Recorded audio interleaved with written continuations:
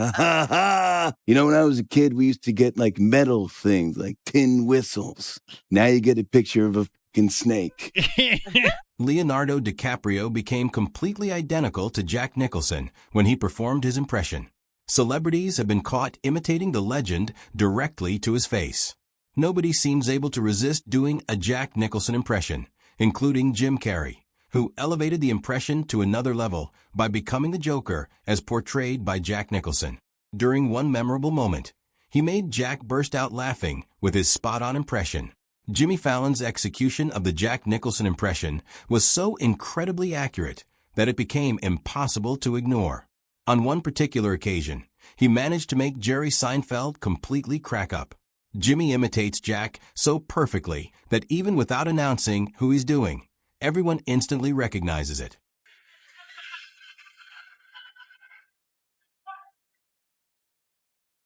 Another exceptional Jack impersonator is Robin Williams. Even during his voiceover work as the genie in Aladdin, Robin successfully sneaked in his Jack Nicholson impression. On one memorable occasion, Jack himself took advantage of Robin's impressive impression skills and allowed him to deliver a speech in his place. And of course, my favorite, Jack Nicholson. I can't believe I ate the whole thing. Michael Keaton has experienced quite a lot with Jack behind the scenes during the filming of Batman, and this particular story perfectly demonstrates their dynamic relationship. You'd be a great Hamlet, just like neither a borrower nor lender be, and the T-shirts keep for thine self. These are obscure references, but we must. Leonardo DiCaprio surprised absolutely everyone with a frighteningly accurate version of Jack Nicholson that left people stunned. My speech was to say, look, it is on television. Robin, would you come up and give acceptance speech I have? What Jack is trying to say here is he's so happy to be here he could drop a log, really. Right now, he wants to thank Jeffrey Katzenberg for the lens. And the seats. And the seats. And way to go, hopefully Shaq kicked his ass tonight. But Jack, say it more, Buddha, because you're dressed up tonight and wearing the sunglasses inside works even better. Show off the teats, baby. All right, baby, I got this. I want to thank also the Irish people. Thank all of them for being out there for right now. Because if it wasn't for all the Irish, you wouldn't have anything working in New York at all. Adam Sandler didn't simply imitate Jack Nicholson. He perfectly recreated the exact moment when Jack Nicholson attempted to convince him to switch his team allegiance. Jeannie, I need help. All right, Sparky, here's the deal. If you want to court the little lady, you gotta be a straight shooter. Do you got it? What? Tell her the truth! Michael Douglas vividly remembered what the experience was like making a movie alongside Jack Nicholson, and his recollection provides fascinating insight. When we were shooting Batman, you would have to send tapes over the Lakers games, and no one could know the score, and then would go into the in between. I'd be standing there in a rubber suit watching the Laker games in his dressing room. Going, Why didn't any? Every morning was like this. I'd walk in and go, "Morning, Keats," and then I'd go into makeup, which was extensive, and just go like that, just go and sleep, which is wise. So one morning we always say, "Hey, what are you doing? What you do last night, or whatever?" And he goes. We would talk about sports a lot. This is what he said. One morning I go, "Morning, Jack." He goes, "Morning, Keats. Damn good darts tournament last night." My hand to God. My hand to God. In this particular scene from A Few Good Men, Tom Cruise almost completely transformed into Jack Nicholson with his delivery. However, that wasn't the only time Tom has imitated the legendary actor. In the beginning, when I used to start hanging with him, he would always say, "Come over, let yourself like the Laker. It's good for you." I'd be like, "I can't do it. I can't do it. I can't. I'm not allowed to do that." And he'd always be like, "I had that too." And then I just let it go. Kevin Pollak is practically considered a specialist when it comes to imitating Jack Nicholson. Each story he shares is somehow funnier than the previous one. On one occasion, he attempted to lighten the mood in the most unexpected way imaginable. So when Jack got there, we'd been rehearsing about 2 weeks. I remember we broke for lunch one day. We were sitting having lunch, I was watching him, and he looked very, irritated, kind of scratching. He finally got up from his table. He walked outside. He said, "Oh God, I got problems with my star." And I walked outside with him. He said, Jack, what is it? What is it?" He said, "Who are these people? Who are these people?" I said, "Well, they're actors. What do you mean? They don't stop for lunch. They keep acting all the time. They're nuts." He said. Even Geena Davis has her own memorable story about Jack and managed to create her very own Jack Nicholson impression during the encounter. Ha ha ha ha ha ha ha. You know, when I was a kid, we used to get like metal things, like tin whistles. Now you get a picture of a fucking snake. This other time, he managed to make Jerry Seinfeld crack up. Coolest guy. Again, one of those guys where his voice is his voice. It's like, you're you. He's Jack Nicholson. He's Jack Nicholson. So he looks at me. He's got a sunglasses, and he goes, "Did you get the prize yet?" And I go, I swear to God, I open up the prize. It's a sticker. It's a picture of a snake. He goes, "You know, when I was a kid, we used to get metal things like tin whistles, stuff like that." Then without even looking at me, he's looking out at the game. He goes, "Now you get a picture of a fucking snake. Now you get a picture of a snake." David Spade's version of the day he spent with Jack is absolutely hilarious and provides a unique perspective on the actor's personality. I think he wants to say that he made a command decision and that's the end of it. He eats breakfast 300 yards away from 4,000 Cubans that are trained to kill him. And no one's going to tell him how to run his unit, least of all the Harvard mouth in his faggoty white uniform. I need to shake him, put him on the defensive, and lead him right where he's dying to go. John C. Riley experienced a rather intimate moment with Jack Nicholson, and naturally, while sharing the story, a perfect impression couldn't be left out. Very good, Jack Nicholson. Yeah, well, I got to work on it. Let me see. What is that from Last Detail? You know? Yeah. I am the goddamn Shore Patrol, motherfucker! I am the goddamn Shore Patrol! Oh, boy, have you made a dean happy? Oh. Another performer who surprises audiences is Ross Marquand. In merely a few seconds, he becomes completely immersed in character as Jack Nicholson. And I'm supposed to be looking at Jack, and all I see is my mom behind him. So I am freaking out, and Nicholson sees how unnerved I am and thinks it would be hilarious to give me a hard time about it. So he comes over the table there where we're all sitting between setups and says, "Hey, kid."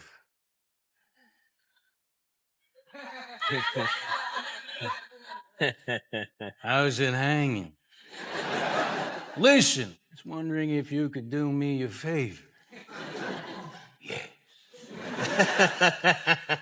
"I was hoping you might be able to get your mom off my ass." Huh? Kevin Spacey surprised absolutely everyone by performing an impression with Jack himself sitting right there, watching everything unfold. On this particular day, he managed to perfectly capture the distinctive way Jack speaks. Later in the afternoon, I'm walking from set back to my trailer on a break of some sort, and I hear somebody mumbling behind me, and I turn back, and it's Jack. And he's like 3 feet away. "It's surreal. It's just surreal. The whole damn thing is surreal." He gets to his trailer, he puts his hand on the door, and he stops, and he turns to me, and he says, "You want to know surreal?" And of course, I'm thinking, I'm sorry, Jack Nicholson, did you just ask me if I wanted to know what you think is surreal? Yeah, right. I pull up a chair, and he says, "I'm doing this picture, Chinatown. And you have to understand, the man was like an idol of mine. He was a surrogate father. I worshiped the ground he walked on. He meant more to me than my own family. And while we're rehearsing this scene, I see over his shoulder, about 50 yards away, his daughter Angelica walking towards the set visit. And I had just started banging her about 3 weeks before." Oh, my God. Matt Damon also decided to participate by sharing his memorable story involving an encounter with Jack Nicholson. Call Jack. I'm saving this forever. This is unbelievable. "Mr. Nicholson, yes, hello. This is Geena Davis. You called me." And he says, "Hey, Geena. So when's it going to happen?" I was like, "Sorry, what?" "You know what I'm talking about. Come on, when's it going to happen?" I said, "Oh, well, Mr. Nicholson, I'm afraid you have the wrong idea. Come on, I'll send a car. Come on over." I said, "Well, Mr. Nicholson, you know, I have every hope that I will be working in this business and that someday we will work together. And I would hate to have ruined the sexual tension between us. Oh my God, where'd you get that? Bob Reiner sees the opportunity to imitate Jack while discussing what the legendary actor was like behind the scenes during filming. Jack Nicholson tried to steal your girlfriend. We were there, we were dating, and we went to this party, and we were smoking a spliff. He said, "You want to smoke a doob?" Sure, why not? Why would you ever say Jack no? asks, you got to say yes. Absolutely. I'll do anything. So, smoke it up. Halfway through, he goes, "Hey, Spade, I think I'm going to ask out your girlfriend here." I go, huh?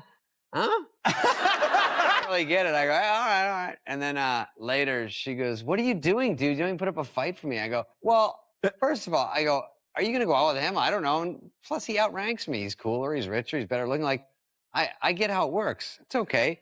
You're going to do what you're going to do. I can't." And she goes, "Dude, he's worse than Trump. He's gross. I would never." I go, "Okay." So immediately she started dating him after that. And then I found out. But yes, this is the business. But you found out. National Enquirer called me and told me, "Here, your girlfriend's in a car accident." And I go, "My girlfriend?" And they go, "Yeah, she's with Jack Nicholson." I go, "Wait, they're together right now?" And he's like, "Yeah, dude." Aaron Eckhart also demonstrated that he knows precisely how to capture Jack's unique essence and mannerisms.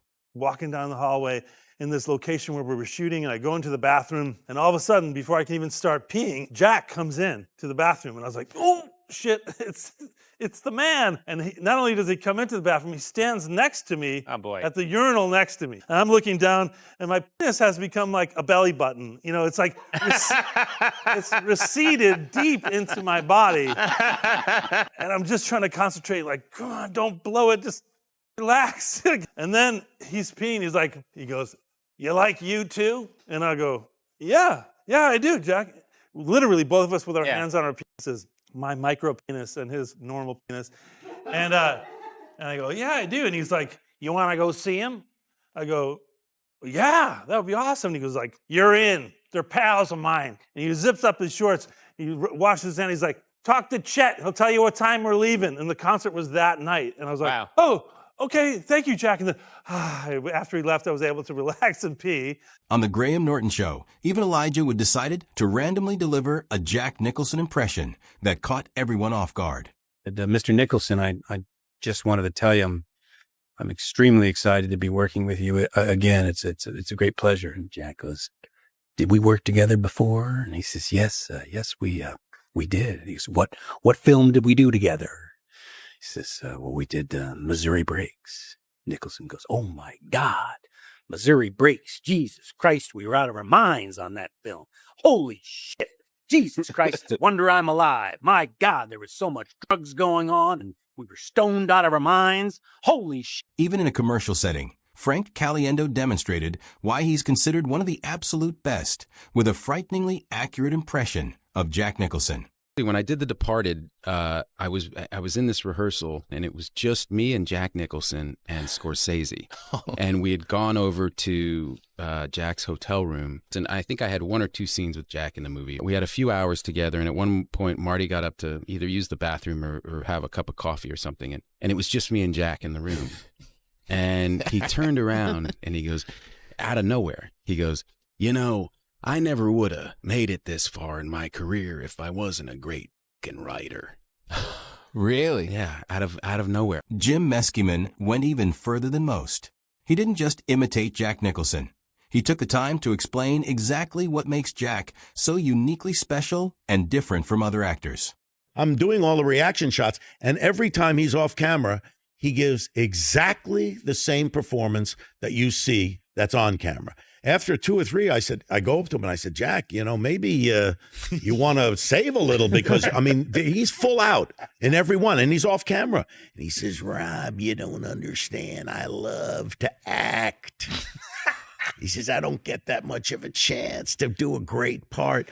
And then we turned the camera around on him, and it was the same. From Leonardo DiCaprio becoming identical to Jack Nicholson to witnessing celebrities imitate him right to his face, the fascination with Jack's distinctive persona continues.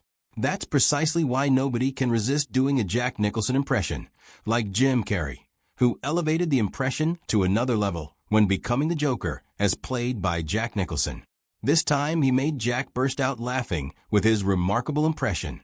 When we were in Reno preparing for the movie, and Jack and I flew back on a private plane together. And so here I am, one of my heroes, and I said, Jack, I said 5 easy pieces: The Shining, Last Detail, Carnal Knowledge, King of Marvin Gardens. And, you know, he's sitting there and we're in this private plane, it's humming and everything like this. And I'm like this young kid, and he looked at me and goes, like I've always said, kid, I don't make movies. I make classics. You going with Jack Nicholson? I was waiting to go on to present an award. Jack was back there, and somehow Lord of the Rings came up in conversation. But he basically said, you know, that movie, it just had so many endings. He's like, it just wouldn't end. And he said to me that he actually walked out before the end. He said, what happened? What do you mean, what happened? He said, well, tell me what the end was. And I said, well, you know, at the end, the hobbits are saying goodbye to each other, and Frodo gets on the boat and sails into the Undying Lands. He said, I didn't even see it. I walked out before the end.